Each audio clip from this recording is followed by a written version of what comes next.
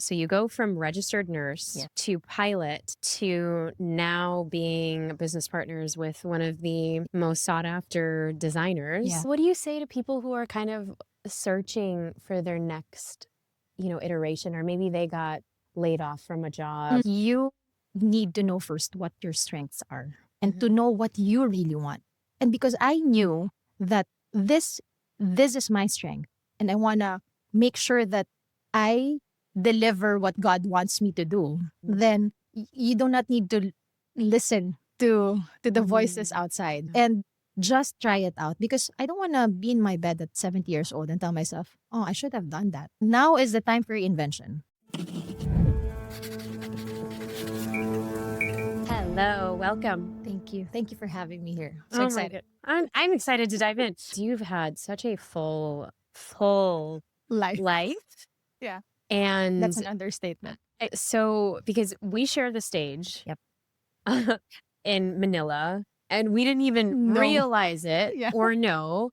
I just remember, I vividly remember now because we met in Dubai, Yes. bumped into each other in Dubai. Yes. Thank you, Kuya Irwin. And you were literally bouncing around. But I'm like, when I saw your energy, I'm like, oh my gosh, she's just so full of life, full of light. And your aura is just like so magnetic. Oh, thank you. But we share the stage with 30 other speakers. Yes. And then, of course, we were meant to meet here. Yes. Correct. So tell us about your journey as a female pilot from the Philippines, Okay. who also has a background in the Army. Yes. And I'm also a registered nurse, by the way. Yes, I knew that there was one more thing, a registered nurse. Yeah. Wow. Yeah. So I can go back to Sure.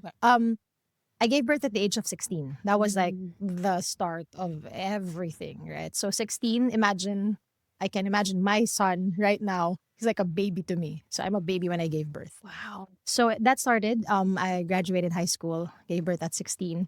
You graduated at 16. Yep. Oh, wow. High school. And then I was pregnant while walking. Oh my goodness. The graduation that I didn't know Wow. because it's unplanned. Anyway, so after giving birth, I just took like few months and then went to college because I was so determined. And during that time, it was like, the time when nurses are such in demand. Of course. And Filipino moms and parents wants us to become a doctor. Yeah. And so my family is a family of doctors as well. Yeah. It's like, you need to become a doctor. And so I took up nursing even when I had a kid. And while studying, I had a kid. I was like literally a kid with a kid. Oh my goodness. So I finished college as a registered nurse. But then I said, I can't become a doctor. It's too much already. Do you think you had a chip on your shoulder to kind of like prove everyone to take you serious? Before, yes. It was like I wanted to prove my parents because they were so supportive of me and I felt like I'm the only girl and I felt like I disappointed them. Like especially during that time, it's like when you're not married or when you had a kid. The teen pregnancy. The teen pregnancy, the yada yada. And I don't want them to feel, it's like more of proving to my parents and not to the world. It's like proving to my parents that I can still finish college even though I have a kid. And so that's actually the start. And then right after that, I was like, I'm so determined to make sure that I have a good future for my kid. But then when I graduated college again, I was pregnant. Oh my goodness. My second kid. So imagine. And then same. So I have 2 kids already. So I don't have a choice but to work, right? And after like 3 months, I actually applied for a job already. And I said, I'm not going to be a doctor. I really don't want to become a doctor, but I love traveling. My initial dream was to become an astronaut. So funny. But anyway, becoming going in the airline industry, I felt like it's closer to that. Close. You're closer to the moon. To the most. When you're 30,000 feet up in the air. Correct. And so when I was in college, I finished college, sorry, and then I got a job as a flight attendant in the airline in the Philippines.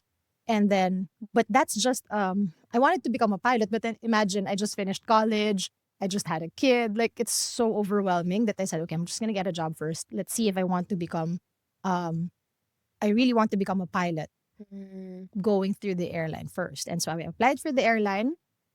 as a flight attendant, served it for like 7 years. But during that time in the middle, I was like so determined to becoming a pilot. Wow. So I was like, I'm gonna study while working, while having 2 kids. Oh my I goodness. didn't have any day offs, nothing. I'm just so focused to my goal that I literally don't have any day offs. And then I finished my pilot studies after 7 years. Wow. And then 7 years. after 4 years, but 7 years as a flight attendant. Okay. Because I'm working while studying, right? Wow. And then I got a scholarship from the airline as an Airbus pilot. So I studied Airbus and then I became a pilot for 3 years in the airline industry. So I total 10 years in the airline industry. So basically that's a gist of my life before as a pilot. Wow. And who is that support system? Because you obviously had to have a strong support Of course. system. It's really my parents and my kids. Mm. My parents were there every single talk, every single flight that you can imagine that during the flying school days, every single wins. So they're there, and my kids even. So really, really, really grateful for that. Wow.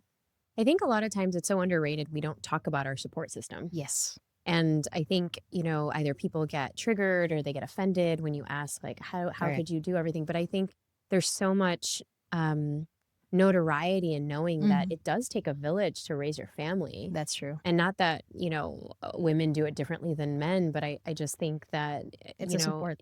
you need that support, true. especially because there's so many other stories of young moms Yes. who don't have that support, who don't rise above whatever circumstances that they're dealt with in being a young mom. And I feel like for a lot of people listening and watching, if they're in that or if they have their own kids who started their motherhood journeys early, there is that sense of if you're going to support your kids, they turn out completely differently. That's true. And I think the support system, I'm just fortunate to have that support system. And if you don't have, it doesn't necessarily have to be your parents. It doesn't necessarily have to be your kids, even your friends, even your nanny, even just imagine the everyday struggle of you taking care of your kid and you don't have a nanny or you don't have the grandparents. So the support system, I'm just fortunate the support system is really there. But if you don't have it, you will find one for sure. And that's the most important thing, that you have a support system in everything that you do, especially if you're a mom. It's so true. And I think a lot of times, obviously born and raised in the West and in the US where, we take pride in taking care of our kids by ourselves. Only I salute you. I salute you. So only to the expense of us getting sick, burnt out. My mom got cancer when I was very young. So I think there's a lot of essence to not being able to have that support and help, because then who sacrifices themselves at our expense? And I think coming on this side of the world, there's so much embrace of all kinds of support at every single level. And that's what I love about the Philippines. yeah, Because you have that support system. I mean, the aunties, the uncles, the Exactly. titas, the lolas, everybody is like coming in to That's true. support. That's true. And I see this because I have a cousin, a very close cousin of mine who is also Filipina, and she started her family early and also like valedictorian of her class, like did all of the things and is still, achieving now. She's got 6 kids.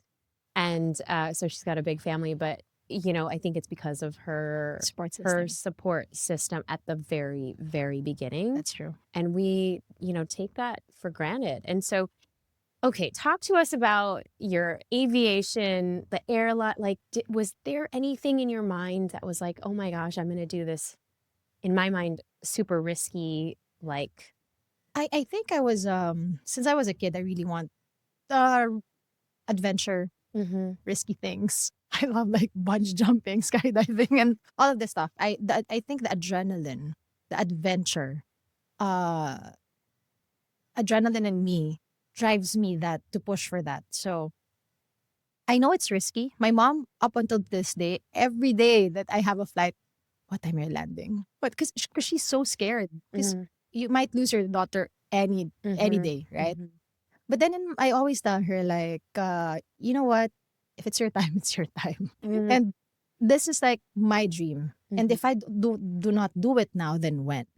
So anyway, during the aviation days, there's a lot of risky things, but it was so worth it. Like bringing the passengers from point A to point B, looking at their family so happy, like I know when you go to another country and your home country probably just gonna be so happy to see all of these families smile, and you're the reason for that smile because you brought them there, and also for me to inspire more people to be in the aviation industry, and that's really the I think the best part of it. Yeah, I think that we don't ever hear stories of that. And what are some of the things that you've learned even about yourself in navigating the plane, in navigating people, in navigating a whole crew? Because I can only imagine there's so much that goes into that. Yeah. I actually learned a lot about life when I became a pilot. The discipline. Discipline is the number one thing that I learned, especially like you know that you're handling lives. It's like literally you have kids at the back of the plane. You think of it as like I have kids at the back of the plane. I can't mess this up, right? So it took I learned discipline. I learned how to deal with people. Um Especially when I was a flight attendant and a pilot, because you need to talk to people, to know what they like, what they want. And then you also need to be very good at deciding. And it helped me in my entrepreneurship journey because you need to decide fast. You can't lose 1 second because if you do, there's a lot of things that can happen, right? So I think the decisiveness as well, you need to decide fast. And another one is probably managing life, because when you manage a flight you have a flight plan, right? Every day of if you have a flight, you do have a flight plan, and I guess you can also apply it to life, because then you know that okay, I need to have a plan, because I'm like the happy-go-lucky type up until now, actually. Like I I decide based on emotions if I want to go here, but sometimes this flight plan doesn't divert you to another area of life, right? So it gives you that goal. And I feel like that planning is also applicable to life. So there's a lot of things that I actually learned in aviation. And how did that, you said it translated then Yes. out of the plane? Because so you go from registered nurse Yes. to pilot Yes. to now being business partners with one of the most sought after designers. Yeah. So tell us about that jump, because I feel like you've had so many moments of reinvention in your life. Oh yeah. Actually before that, this journey, I started also a company in the Philippines, which is called I have an event which is called Philippine Blockchain Week. So I'm actually in the blockchain industry as well. Wow. So it started when I lost my job. I lost my job as a pilot during the pandemic. Actually, that's the turning point of all of it. Because when I lost my job, like I thought I'm going to do flying forever. Like I can't imagine myself out of the aviation industry. I even had video stating, I'm going to do this forever. And I am sure that I'm going to do it forever because I love it. I did not know that it will take turns to a separate, different life after the pandemic. And because I lost my job and I wasn't the one who resigned, right? Because no one flies during the pandemic. So you had to reinvent. You had to think of something. And no one can fly for like almost 2 years. And there's no jobs for us. We're either overqualified. If I apply for some jobs, we're either overqualified, which is, I don't know if it's a good thing or a bad thing, but we're overqualified. And they can't give us that job because you're a pilot, but you can't do, maybe marketing or something. It's hard. Yeah. So I said to myself, like, okay, let me think of things. I have this entrepreneurial spirit ever since when I was a kid.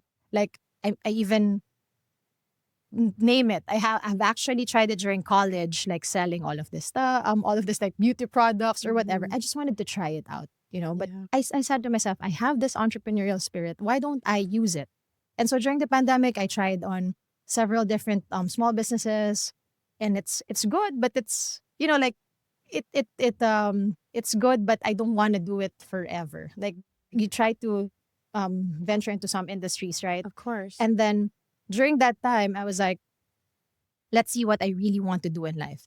Then I stumbled upon people from the blockchain industry and the crypto industry, and so that brought me to Dubai. Oh, wow. Yes. I So didn't realize crypto is like it's the and king of the here, castle here. yes, So for those of us who are kind of illiterate about blockchain and crypto, even though I have invested in it, can you tell us a little bit about okay. that whole world?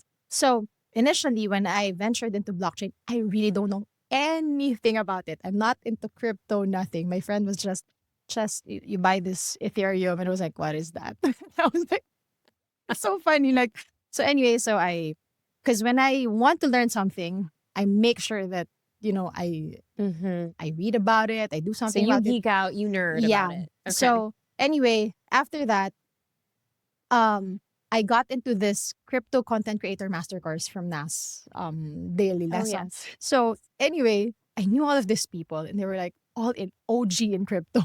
It's like, what am I doing here? But then, God wants me to be there. And so every one of them is like teaching us about the basics and the beginner of crypto, but they were also talking to us about the advanced ones, and I was like, what am I really doing here? But when I knew about it, I was like, this is going to change a lot of things in the world, because that time, I think that's 2021. Oh, wow. Crypto is already like, It's seasoned. It's there. yes, it's there, but not everyone knows about it yet, or blockchain even, because it's a technology, right? So when I knew about it, and my friends were spreading the word about women in blockchain Asia, and I was like, women again. So I wanted to be on that part, just because it's an industry that not so much women are into. Right. And I was like, It's kind of like the bros club. yes. And I was like, let's see what I can learn about it. So I went into the blockchain industry, and when I saw about the technology, and that it's not just about crypto, and that crypto is just a part of that technology, then it blew my mind. I was like, okay, then this is onto something. So I went into this other conferences all over, and I was like, what am I gonna do with all of the CEOs and all of these contacts? And I thought to myself, there's like Korea Blockchain Week, Paris Blockchain Week. I said, why not Philippine Blockchain Week? Why don't we have anything in the Philippines like this? So you brought blockchain to the Philippines. Yes. So I started Philippine Blockchain Week. Wow. Yes. So we're on our 4th year now. That's amazing. Yes. So that's initially why I knew Michael. Okay. Aside from the fact that they're like a family friend of my mom. So anyway, so that was the first year. I'm talking about this because that's the segue to why I met and became a business partner of Michael. So the first year, we brought all of these international speakers to the Philippines. It's like Mind Valley, but blockchain level.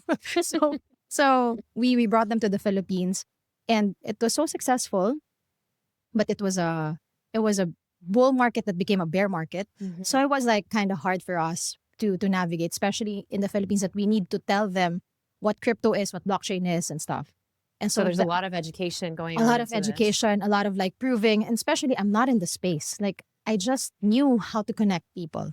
I'm not a crypto OG. I'm not a blockchain OG. And so it was, I just know that I have these connections, and that my other business partners were like also connected in other industries. And do you think that's kind of the impetus for all of your success in the different industries of what you've had? Because on the Brave Table, we talk so much about really owning your unique gifts. Yes.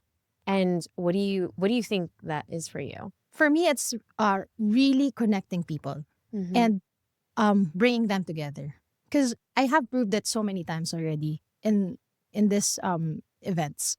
It's not the first time. It's not the second time. I have been doing it for so many years. And I think that's the gift that God gave me.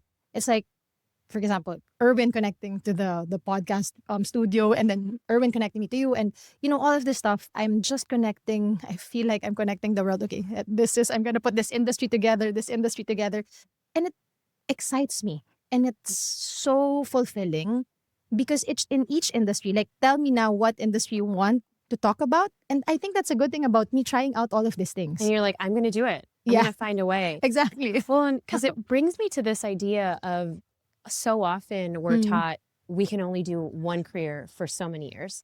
And I see all of my titas and aunties and uncles, and because I was a cosmetic dentist, Yeah. way back many lives ago. And I think that a lot of times people just peg you in that one box. Correct. But for you, you've had several different Literally lives. every single industry that you can think of, I have tried it. Well, what do you say to people who are kind of searching for their next, iteration, or maybe they got laid off from a job? Because I think that there's a lot of that going on. Yep. And what do you say to them about reinvention? I feel like you need to know first what your strengths are.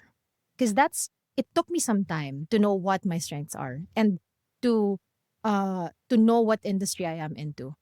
Especially if, like, I guess, if you're divinely guided, that's my term. Is that if you're divinely guided and you feel like that is the calling for you, you would feel it. I mean, I'm sure you know that. You would feel if you have a calling, like if you don't want to become a dentist already, and then you want to venture into other things. Totally. It's like there's an itch, right? It's in your bones. It's just like, it's in your bones. I think I need to do something more. And you do not need to be in one industry just to prove, everyone that, hey, because especially me, I have this brand name in the internet, like Filipina Pilot Chezka. And then sometimes when people talk to me, it's like, oh, you're not a pilot anymore. Well, I still am. I still have my licenses. It's just that I also want to venture into other industries. But I think it's also in you to understand, to not think about what other people think about you, and to know what you really want. And because I knew that this is my strength, and I want to make sure that I deliver what God wants me to do, then you do not need to listen to the voices outside, right? Yeah. And just try it out, because I don't want to be in my bed at 70 years old and tell myself, oh, I should have done that. Right. Right? I mean, would you want to be in your bed and say, oh my gosh, I should have done this and that. I should have went to this place or tried this industry. I mean, now is the time for reinvention. It really reminds me of, in one of the schools that we have, it's our spiritual coaching school. A lot of times we talk about your intuition and your guiding light. And what you're really talking about is being divinely guided. Correct. Whether it's from source, God, whatever you believe in. But I feel like a lot of times we forget about our own internal intuition. Yes. And that's very much a feminine way of being in the world. It's like you're waiting for, not that you're sitting there waiting for like something magical to come to you, but I think it's also just sitting in the moment of really trusting your intuition of what feels right and what doesn't feel right, versus what society expects you to do because you're good at it, because you went to school for that thing, because your parents and your lineage, there's doctors and people around you. And that would be the masculine way of doing things, because we're just constantly doing without thinking. Yep. But it seems like you've just fully embraced your full feminine essence of trusting your gut, trusting your intuition, and also trusting that you're being divinely guided to the next breadcrumb and the next breadcrumb, because that's what I see in kind of what has led you even to your newest projects and partnerships. Correct. But there's something interesting about that, because I felt like I was in my masculine during that whole time. But then when you're telling me about this, I was like, so because I am doing this intuition, so it's kind of feminine, on my feminine energy already. Yeah, so it's your feminine energy. It's the feminine energy of being guided. Love it. And trusting, but the masculine energy of course, doing and putting it to action. Got it. But you're still, we can still do without even thinking or taking a step back to say, what do I really want? And I feel like the feminine energy is like what do I really want? Do I Yeah. really like this? Do I Yes. really want to do this anymore? Because then we take that pause to reflect Love it. and sit with it. Love it. And so you've done it so beautifully. And I think for so many people watching this or listening to this, it's a beautiful reminder of what is possible if we trust. Yes. So I want to go back to why I am now partners with Michael, because I didn't answer that. I'm so sorry. No, it's okay. So when I on the first year we had the Philippine Blockchain Week. On the second year, I initially thought of having a metaverse fashion show, but in my mind it's like a small fashion show in just a mall or something, not a designer. You know, like when you write course. down what you think of, but then it's abundantly more than what I was asking for. And then I met with Michael because my mom told me to. And I pitched to them about having what about having a metaverse fashion gala in the Philippines. Oh, wow. And so I brought them to the Philippines for that my team and my business partners brought them to the Philippines to do this fashion show. And it was so good. It was so good. And they were like, it's just we didn't initially talk about being business partners. It's really more of like I just brought them there. They really love the event and stuff. And so when I have a friend who owns this car business in the Philippines. Oh, wow. Where we do interior. They do interior of celebrity vans. Okay. He told me, Ches, why don't I make one for Michael? A car for Michael. And he was like, okay, let's do this. And then I introduced them to Michael. And it's just so happened so fast that they love the car. They love the idea of having it. And so we're like, okay, why don't we bring it to Dubai? And that's the reason. And they were like, wow. okay, then Michael already has the name. And so we got in together and just called it Michael Cinco Auto Artistry. And the funny thing is, I'm not into cars. I'm not much into fashion. But you know, like I'm here. And I said, like, I really need to learn. That's why I need to drive. You know, like all of these things, when God presents something to you or the universe presents something to you, just if it's for you, just grab it. So that's what I did. It was like, okay, then after like 2 months or so, we already have this investor's visa. We're already here in Dubai. I was like, what's happening? So it happened all so fast. And these are luxury vans. Yes, luxury vans. Well, luxury vans are completely outfitted because many times here in Dubai, you are stuck in traffic a lot. Yes. And of course, even in the Philippines, Yes. I mean, a lot of the artistas and everybody, Yes. they have these Celebrity beautiful, vans, like outfitted Yeah. vans with there's a PlayStation in the vans. Yes. There's like Shisha. a whole shisha. New coffee maker, A coffee karaoke. maker, Yeah. a desk, a Yeah. PowerPoint situation.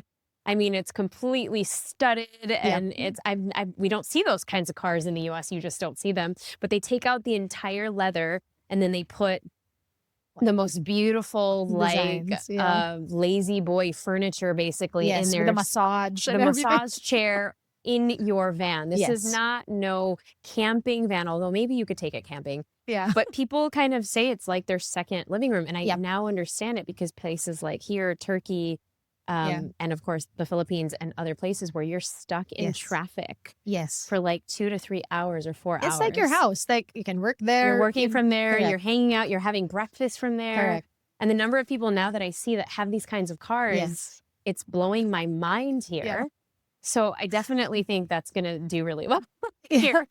Especially its brand names. Yes. There's so much more that I want to unpack with you. And I know our time is coming to a close. But for just the younger version of yourself, what do you say to her? Whew. Well, I wanted to say that, you know, it's going to be okay. It's going to be okay. It might be hard and you feel like there's no future, but there is. And there's so many surprises, so much surprises that you cannot even fathom what's going to happen in the future. You wouldn't know that you're going to move in another country, even. You're going to be so happy. You're going to be much, much happier than you were when you were 16 or 15, when you're a kid. And that you will have much more support system in the future, which is really good. And you're just going to live life to the fullest and just going to become an inspiration to others. So Wow. I just think it's so inspiring. And I want to get to our little spill the chai section. Okay. It's our rapid fire questions. You can Mhm. answer it as long as you want, as short as you want. But where can everybody find more of your story and follow everything that you're doing? Maybe they're in the Philippines, they want to go to Blockchain Week, or even Michael Cinco's Auto Artistry. Where can we find you? You can find me on my social media, Filipina Pilot Chezka, and all my social media channels, and Philippine Blockchain Week for my events in the Philippines, or maybe events here in the future as well. I And can see then, that. actually, I already have. It's like I just don't have the knew it. name yet. I But knew it. and Michael Cinco Auto Artistry. So we're launching this month in Dubai, but then in the whole Middle East. So excited. So exciting. So exciting. Okay. What is your favorite go-to in-flight snack when you're piloting? Pretzel with nuts. Yeah. Who's your biggest inspiration? My kids and my parents. Do you have a guilty pleasure like ritual or like before you fly? Oh, I actually eat what I want, like before flying. Like, I eat unhealthy foods. Okay, It's okay. that's basically It's all good. And if you can fly any plane in history, what would it be? in history. Maybe even in the future, Gulfstream. That's my dream airplane. Gulfstream. Yep, the Okay. G6. The G6. What's It's like the Pimp My Ride planes, Oh, like the Pimp- one with the oh, beds and okay. the millionaires. The Oh, billionaires. yeah, the billionaires planes. Yep, Got it. yep, yep. And what are you braving currently? Hoof, a lot. Not easy to become a business owner, and venturing into a new field and moving to another country. So that's what I'm currently braving at. That's big. Yep, very big. That is big. Easy to say, but a lot of things unpack. You know that you're moving to another country as well. Yes, I relate fully. And then one word that describes this season of life.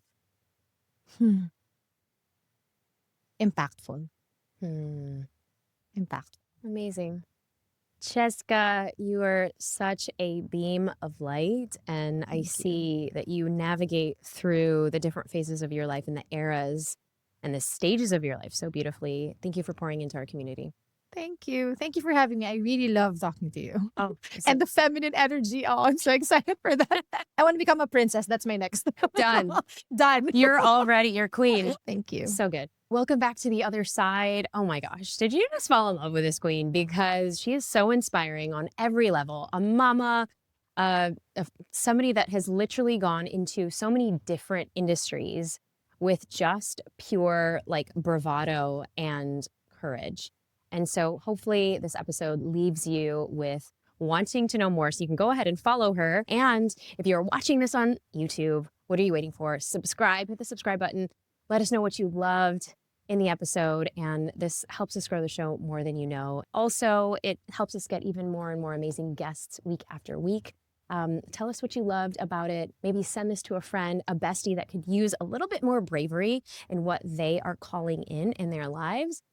And not only that, you can tag us on the Brave Table or at Neeta Bhushan for more. Thank you so much for being here, and I will see you next time. You know I've got so much more in store for you, so if you are really ready to dive in and keep owning your emotions like the boss that you are, click right here. Go ahead, don't be shy. I'll see you in the next one. Keep shining.